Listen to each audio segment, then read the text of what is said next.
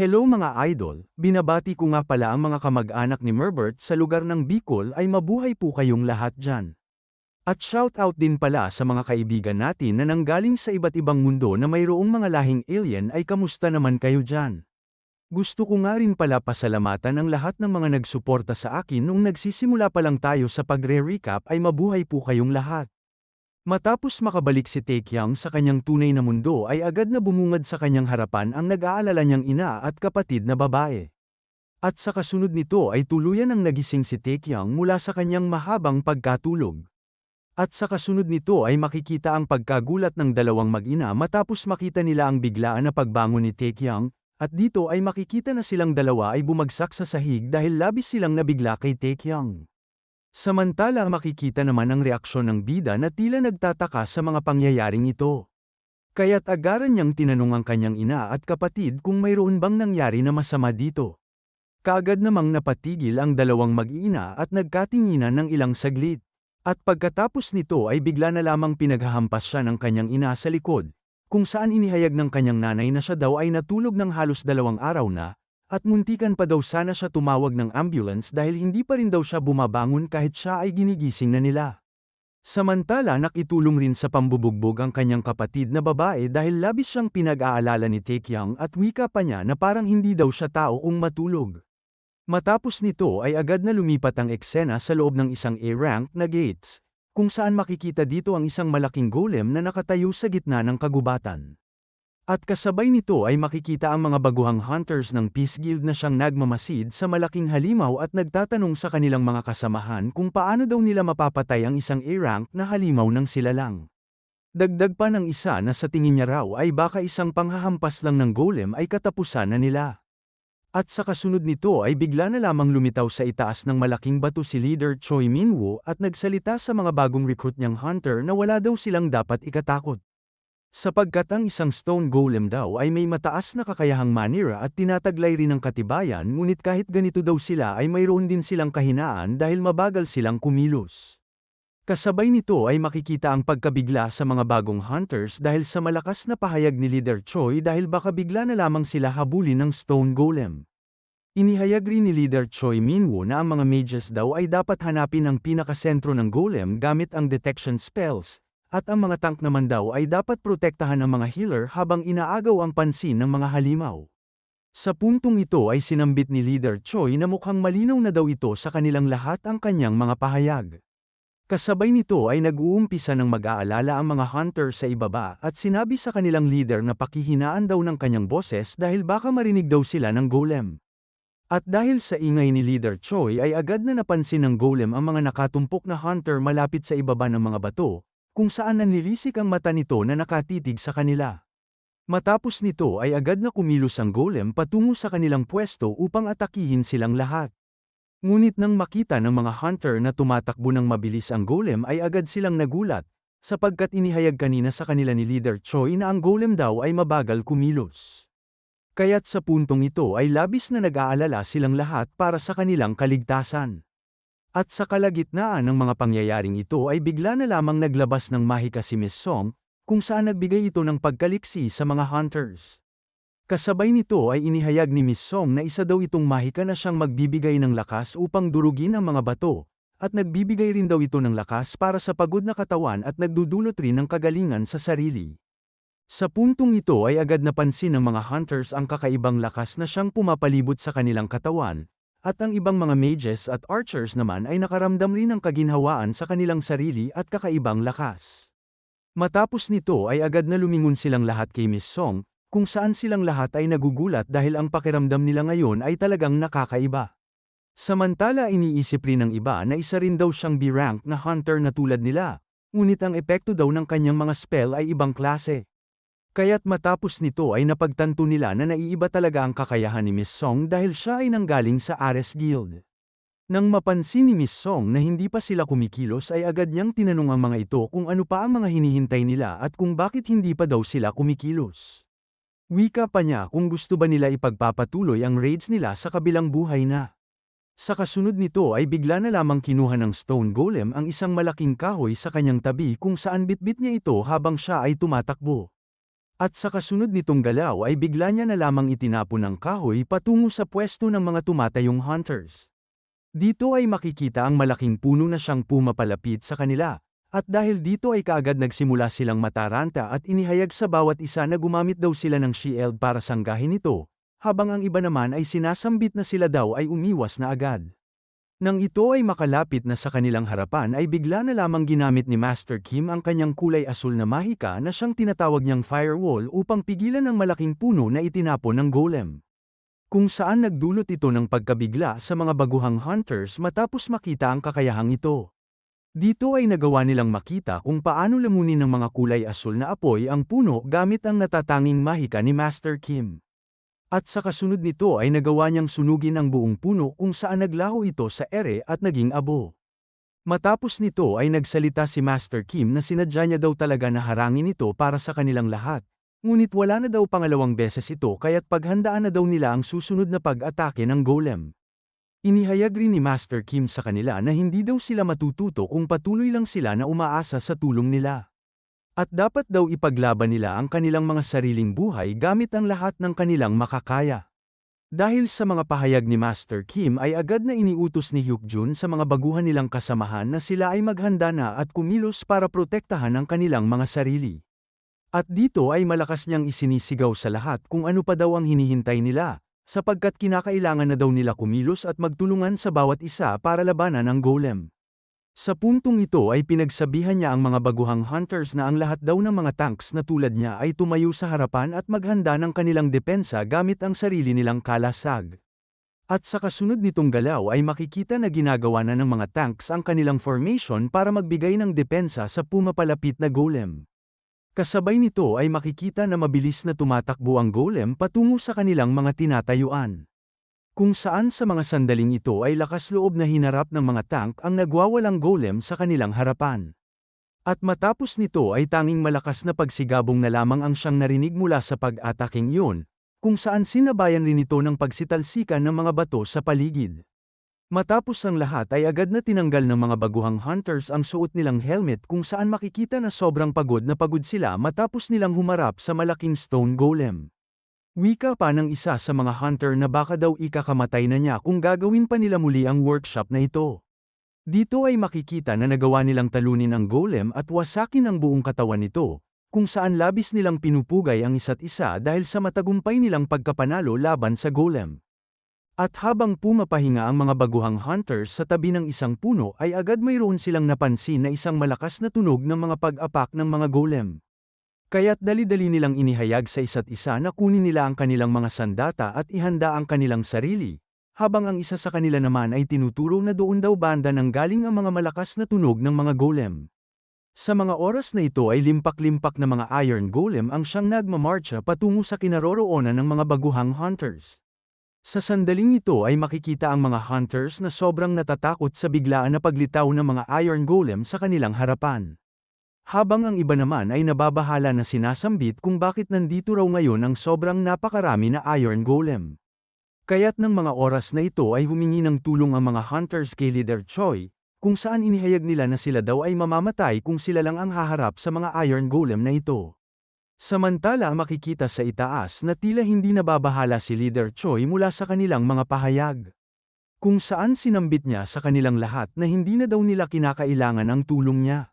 Dahil sa mga sinambit ni Leader Choi ay agad na nakaramdam ng pagkabalisa ang isa sa mga hunter, kung saan natatanaw na nila na lumalapit na sa kanila ang mga iron golem sa kanilang harapan. Ilang sandali nito ay bigla na lamang mayroong humiwa sa gitnang bahagi ng katawan ng iron golem na naglalakad patungo sa kanila. At nang ito ay makita ng isa sa mga hunters ay labis siyang nabigla at nagtataka kung sino ang gumawa nito. Sa kasunod nitong galaw ay inatake ng isang hindi kilalang tao ang mga iron golem at pinaghihiwa nito sa iba't ibang parte ng kanilang mga katawan. Kung saan ang pag-ataking yun ay tinataglay ng isang makapangyarihang atake na siyang sumusunog sa mga nagpira-pirasong katawan ng mga iron golem. At kasabay nito ay matatanaw ang anino ng isang lalaki na siyang pumaslang sa lahat ng mga halimaw. Dito ay makikita na ang tao pala na siyang umubos at pumatay sa lahat ng mga iron golems ay walang iba kundi ang bida na si Taekyung, at dito ay masaya niyang inihayag na ang paghahunting daw ay isa sa mga pinakamasayang gawain. At habang abala sina Taekyang sa loob ng gates ay lumipat ang eksena sa labas nito kung saan matatanaw ang mga matataas na gusali sa paligid ng lungsod. At kasabay nito ay natatanaw dito na mayroon isang magarang kotse na kulay itim na siyang bumabaybay sa lugar na ito. At sa loob nito ay makikita ang isang lalaki na nakasuot ng pulang damit na siyang may hawak na tablet sa kanyang kamay. Kung saan makikita na tinitingnan niya sa kanyang tablet ang detalye ng pinuno ng Star Guild na si Myunghun at ang iba nitong mga kasamahan. At matapos nito ay inusisa rin niya ang mga detalye ng bawat miyembro ng Peace Guild na sina Miss Song at Taekyang. Sa kasunod nito ay galit rin niyang tinitingnan ng maigi ang hitsura ni Leader Choi Minwoo, kung saan galit niyang inihayag na nakakabuwisit daw ng itsura ng taong ito. Bumalik ang eksena sa kaganapan sa loob ng A-rank na gates, kung saan matatanaw dito na pinatumba ni Taekyang at pinagpuputol-putol ang iba't ibang parte ng mga katawan ng Iron Golems ng mag-isa. Kasabay nito ay makikita na tumitingin ang lahat ng mga baguhang hunters sa bida at labis na humahanga sa kanya. Wika pa nila sa bida na pinanghiwa-hiwa niya daw ang mga A-ranks na golem na parang isang mantikilya. Dagdag pa nila na napakasobrang bilis daw kumilos ng bida at hindi man lang daw nakita ng kanilang mga mata kung paano niya yon ginawa. Inihayag rin ng bawat isa sa kanila na tama daw talaga ang usapin na naririnig nila tungkol sa kanya. Samantala makikita naman si Taekyang na abala na tumitingin sa kanyang sistema, kung saan labis siyang nadismaya dahil napakasobrang liit lang daw ng mga experience points ang binibigay ng mga malalaking halimaw na ito. Kasunod nito ay bigla na lamang bumaba si Miss Song upang lapitan si Taekyang dahil sa kanyang mga pinaggagawa. Kung saan galit niyang inihayag kung bakit niya daw pinakialaman ang mga baguhang hunters. Sapagkat ang layunin daw sana ng workshop na ito ay para magkaroon din ng karanasan sa raid ang mga bagong hire nilang hunters. Wika pa ni Miss Song na tigilan na daw niya ang pagpatay sa mga halimaw ng mag-isa at huwag niya daw solohin itong lahat. Samantala sumagot naman si Taekyang na ito raw ay ayos lang, sapagkat marami pa naman daw na mga kasunod na halimaw ang siyang haharapin nila sa mga susunod na pagkakataon. Sa puntong yun ay mariing inihayag ni Miss Song na makinig daw siya ng maigi sa kanya. Subalit mabilis namang sumagot si Taekyang na huwag na daw niya problemahin ito dahil maliit na bagay lang naman daw ang kanyang ginawa. Ngunit galit namang tinitigan siya ni Miss Song at inihayag kay Taekyang kung paano naman daw kung malaki ang bagay na kanyang ginawa. Dito ay inihayag ni Taekyang sa harapan ni Miss Song na kung nagagalit daw siya sa kanya ay pwede daw nila itong aregluhing dalawa sa isang dinner date. Dahil sa mga pahayag ni Taekyang ay mabilis na ginamit ni Miss Song ang kanyang kasanayan na pag-blink, kung saan bigla na lamang siya naglaho sa harapan ni Taekyang at napaatras dahil sa mga sinambit nito sa kanya. Wika pa ni Miss Song na napakaloko-loko niya raw klaseng tao. Samantala inihayag naman ni Taekyang sa kanyang sarili na ang mga sinambit niya daw na yun ay pawang biro lamang at wala daw siya dapat ipagkadiri sa kanya. Kasabay nito ay makikita na umalis at tumalikod na si Miss Song sa kanya at nagsalita na hindi siya daw ang klaseng lalaki na tipo niya, habang si Leader Choi Minwoo naman ay tinawag ang pansin ni Taekyang. Kung saan seryoso na inihayag ni Leader Choi sa bida na hindi niya na daw kayang pigilan pa ang sarili niya ngayon. Kasabay nito ay agad napaisip si Taekyang na pati ba naman daw si Leader Choi ay nakikisali na rin ngayon. Dito ay makikita na sinusubukang magpaliwanag ni Taekyang kung bakit niya daw nagawang ubusin ang mga Iron Golem. Sapagkat medyo naiinip daw siya kanina pero mayroon pa daw siyang mas malalim na dahilan dito. Kasabay nito ay hindi pala ganoon ang ibig ipahiwatig sa kanya ni Leader Choi sapagkat ang kanyang tinutukoy pala kanina ay kung saan niya daw nakuha ang magarang sibat niya ngayon. Sa puntong ito ay umiral na naman ang pagkabuwang ni Leader Choi sa mga kagamitan kung saan labis niyang nagustuhan ang pagkagawa ng sibat ni Taekyang. Tinanong rin niya si Taekyang kung ginawa ba ito gamit ang mga magic crystals. Dagdag pa ni Leader Choi na parang tumitingin daw siya sa isang obra maestra na may klasikong at eleganteng disenyo ng mga Tsino. Sa puntong ito ay agad na inihayag ni Taekyang sa kanyang kaisipan na muntikan na niya pala makalimutan na ganito pala ang ugali ng kanyang guild leader na si Choi Minwoo. Matapos nito ay kaagad nang humihingi ng paumanhin si Leader Choi para sa kanyang katanungan kung saan tinanong niya ang bida kung maaari ba niyang bilhin ang kanyang sibat. Pero mabilis namang sumagot si Taekyang na hindi niya daw ito binibenta. Dito ay iniisip ni Taekyang na kahit gugustuhin pa din niya daw na ibenta ang sibat na ito ay hindi niya pa rin daw maaaring gawin ito. Sapagkat ang mahiwagang sibat daw na ito ay isang nakataling kagamitan na siya lang ang pwedeng gumamit. At yun din daw ang dahilan kung bakit ito lang daw ang kaya niyang dalhin sa iba't ibang mundo, mapamundo man daw ng Miriam o tunay na mundo. Ilang sandali nito ay inihayag ni Master Kim sa harap ng bida na siya daw ay labis na nasorpresa sa kanya, sapagkat labis daw siyang gumaling at lumakas, kaya tinanong niya si Taekyang kung ano daw ba ang kanyang sekreto. Dito ay nakangiti na sinagot siya ni Taekyang na kinakailangan niya lang daw matuto mula sa isang master na mayroong dimensya na nasa antas ng pagiging transcendent sa loob ng isang taon. Matapos ang mga pahayag ni Taekyang ay agad na nagkatinginan silang dalawa ni Hyukjun at ni Master Kim kung saan hindi nila nakuha ang ibig sabihin ni Taekyang. Kasunod nito ay sinambit ni Master Kim na mukhang ang sinasabi daw ni Taekyang ay parang isang sulat sa nobela ng mga martial arts. Tumugon naman ang bida na yun daw yun sapagkat iniisip niya daw na maging isang writer matapos siyang magretiro sa pagiging hunter at tatawagin niya daw ang nobela niya na Miriam Login. Samantala, makikita naman sa likuran na pinagbubuntungan ng galit ni Leader Choi ang mga baguhang hunter dahil hindi niya nakuha ang gusto niyang sibat mula kay Taekyang. Sa kasunod nito ay isinalaysay ni Taekyang na ang raid sa loob ng gates na sana'y tatagal daw ng 1 linggo ay natapos daw agad sa loob ng 3 araw. Sapagkat wala na daw natitirang mga halimaw sa loob na kailangang talunin dahil si Taekyang daw mismo ang patuloy na nagha-hunting sa kanila. Kasabay nito ay makikita na pinagpipistahan sila ng mga reporter kung saan makikita na binabati ni Leader Choi ang kahusayan ng mga bagong hunter dahil nagampanan daw nila ng maigi ang kanilang mga gawain. Wika pa niya na magpapatuloy daw sila ulit sa susunod na linggo. Matapos nito ay agad na nagpaalam ang ibang mga bagong miyembro sa kanilang leader habang ang iba naman ay nag-aanyaya sa kanilang mga kasamahan upang i-celebrate daw nila ng kaunti ang kanilang mga munting tagumpay. Kasabay nito ay agad napansin ni Taekyang na tila kulang daw sila ngayon, kaya tinanong niya si Leader Choi kung nasaan daw si Hyukjun. Kasabay nito ay lumingon din sa paligid si Miss Song kung saan inihayag niya na hindi niya rin daw natatanaw si Hyukjun. Dito ay inihayag ni Leader Choi Minwoo sa kanila ni Taekyang na sinabi daw ni Hyukjun sa kanya na aalis daw siya ng mas maaga, dahil may kinakailangan daw siyang asikasuhin ngayon. Nagtataka naman na tinanong ni Miss Song kung ano kaya ang pinagkakaabalahan ngayon ni Hyukjun. Sapagkat karaniwan daw kasi na lagi itong huli sa lahat kapag umalis. Dito ay tumugon si Leader Choi na marahil isa daw itong emergency o importanteng lakad na kinakailangang puntahan agad ni Hyukjun. Matapos nito ay agad na kinuha ni Taekyang ang kanyang cellphone kung saan iniisip niya na baka daw may nangyari ng masama sa pamilya ni Hyukjun. Sapagkat wala daw siyang oras kamakailan upang kausapin si Hyukjun tungkol sa kanyang pamilya. Dahil dito ay agad na tinext ni Taekyang si Hyukjun upang itanong kung nasaan daw siya ngayon at kung pwede daw ba sila mag-inuman ng saglit para makapagkwentuhan naman sila. Dagdag pa ng bida na ipaalam niya daw sa kanya kung kinakailangan siya nito dahil pupuntahan daw siya nito kaagad. At habang siya ay nagtitext sa kanyang kaibigan ay bigla na lamang nagring ang cellphone ni Taekyang na nagdulot sa kanya ng pagkabigla.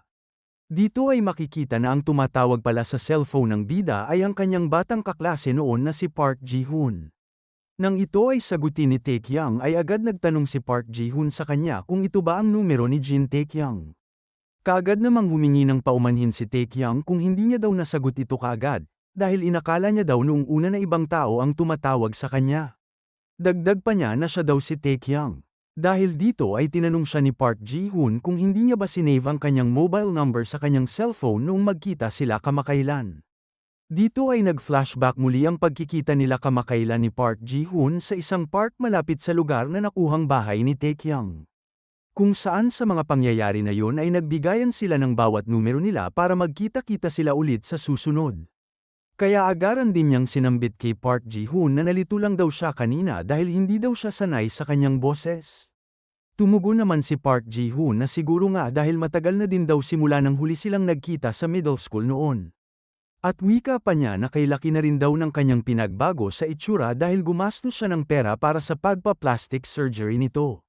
Sa kasunod nito ay agad niyang inanyaya si Taekyang kung gusto ba niyang sumama sa kanya ngayon na makipag-inuman ngayong gabi.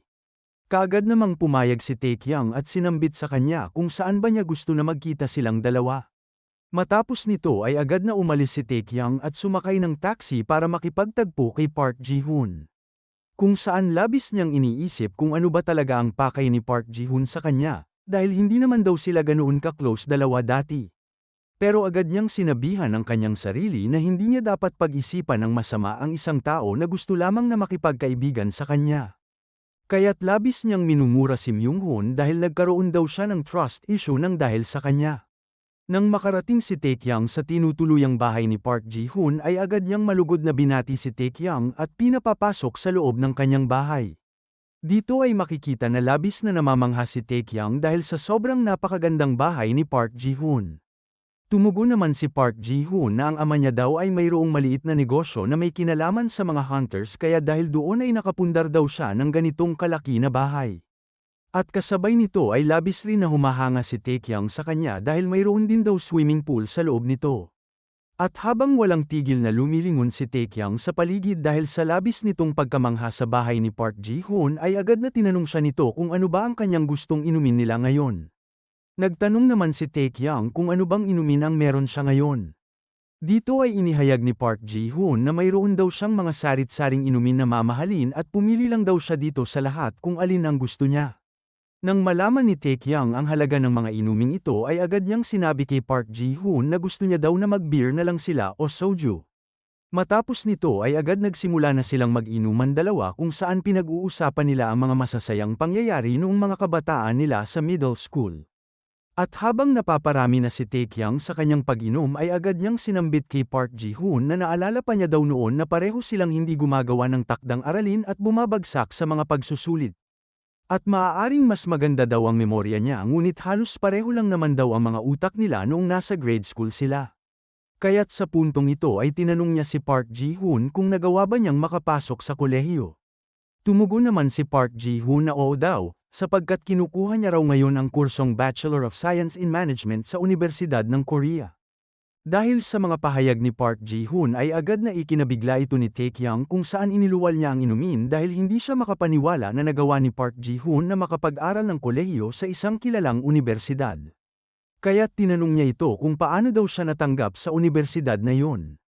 Sumagot naman si Park Ji-hoon na ito raw ay kanyang pinagsikapan pero inihayag rin niya na kasalukuyan hindi pa daw siya nakapagtapos, ngunit nagpapasalamat din daw siya dahil bigla na lamang siya nakakuha ng panibagong awakening sa mga oras na ito. Matapos nito ay agad na patulala si Taekyang kung saan iniisip niya na si Park Ji-hoon daw ay nasa isang mayamang pamilya at nag-aaral din sa isang kilalang universidad, at hindi lang daw yun dahil isa rin siyang A-rank na hunter. Nang mapansin ni Park Ji-hoon ang reaksyon ni Taekyang ay tinanong niya ang bida kung bakit ganito daw ba ang reaksyon niya. Tumugon naman ang bida na medyo naiinggit daw siya sa kanyang mga nakamit sa buhay.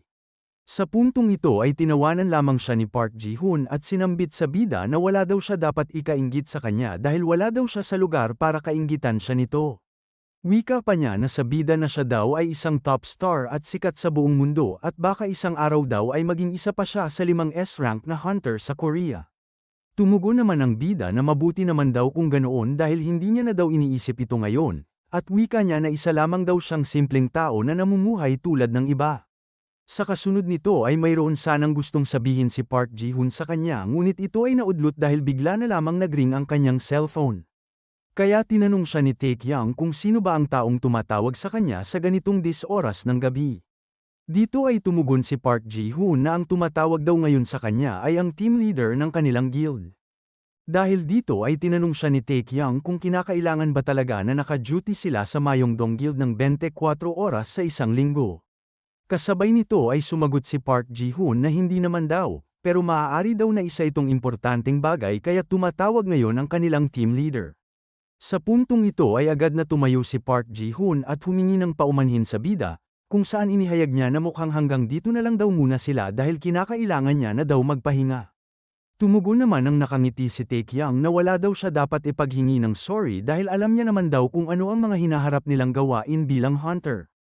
Kaya't matapos nito ay agad na nagpaalam si Taekyang kay Park Ji-hoon at inihayag sa kanya na sobrang nag-enjoy daw siya ngayon. Sumagot naman si Park Ji-hoon na magkita daw sila ulit sa susunod na magkaroon sila ng bakante, kung saan sinambit rin niya kay Taekyang na kinuna na daw siya nito ng sasakyang taxi pauwi. Sa kasunod na galaw ay makikita na tuluyan ng nakaalis si Taekyang sakay ang tinawagang taxi ni Park Ji-hoon. At habang siya ay paalis sakay ng taxi ay tinitigan siya nito mula sa itaas ng kanilang building habang ito ay mayroong hawak na inuming alak. At sa kanyang likod ay makikita na nagsasalita ng hello ang taong tumatawag sa kanyang cellphone at hindi ito sinasagot ni Park Ji-hoon. At dahil na rin siguro sa kanyang pagkainis ay agad na nilapitan niya ang kanyang cellphone upang kausapin ang lalaki na tumatawag sa kanyang cellphone. Nang ito ay kanyang nilapitan ay agad na kinausap niya ito at tinawag sa pangalang First Team Leader. At dito ay tinanong ng kanyang team leader kung bakit hindi niya daw sinasagot ang kanyang mga tawag. Dito ay mariing sinambit niya sa kanyang kausap sa telepono na mukhang mayroon daw siyang ilang mga bagay na hindi nauunawaan. Kung saan galit niyang inihayag sa kanyang kausap na team leader na sa susunod daw ay hintayin siya muna nito na magsalita bago siya sumagot sa kanya sa telepono. Wika pa niya na iwasan niya daw na lumabag sa mga alituntunin niya sa trabaho.